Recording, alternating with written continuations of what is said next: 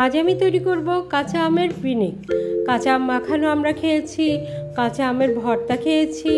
এখন একটু অন্যরকমভাবে কাঁচা আমের পিনিক তৈরি করব। এই কাঁচা আমের পিনিক তৈরি করার জন্য এখন আমি একটা আম নেব। এই তো একটা আম নিয়ে চলে আসলাম। এই আমটাকে আমি খোসাগুলো ছাড়িয়ে নেব।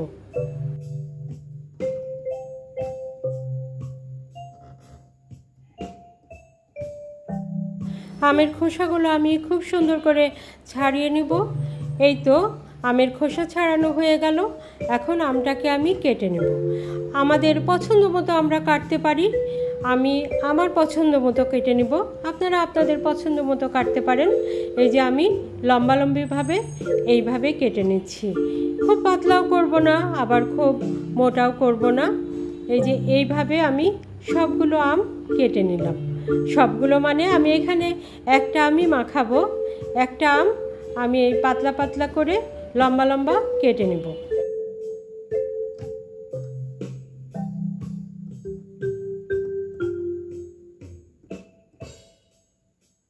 এই তো আমটা আমার কাটা হয়ে গেল।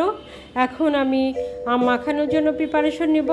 এখানে আমি 2টা শুকনো মরিচ একটু ভেজে নেব। এখানে শুকনো মরিচটা আমি তেল ছাড়াই ভেজে নেব, আর লবণ দিয়ে শুকনো মরিচটাকে গুঁড়া করে নেব। একটু ঝাল ঝাল হবে, তাই 1 চা চামচ শুকনো মরিচের গুঁড়া দিয়ে দিলাম। দিয়ে আমগুলো ভালো করে মাখিয়ে নেব। এখন 1 টেবিল চামচ চিনি দিয়ে দেব। এখানে চিনি দেব এই জন্য যে টক মিষ্টি ঝাল হবে। ঝালটা যদিও একটু বেশি দিয়েছি, তারপরেও চিনি দিলে একটা টক মিষ্টি ঝাল হবে।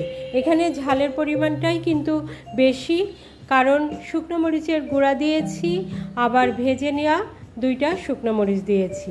এখন ডলে ডলে ভালো করে মাখিয়ে নেব, যেন চিনিগুলো আমের গায়ে যেতে পারে। দেখেই তো জিভে জল এসে গেল। এইভাবে মাখিয়ে খেতে আমার কিন্তু খুব ভালো লাগে। আপনাদের কার কার ভালো লাগে জানাবেন।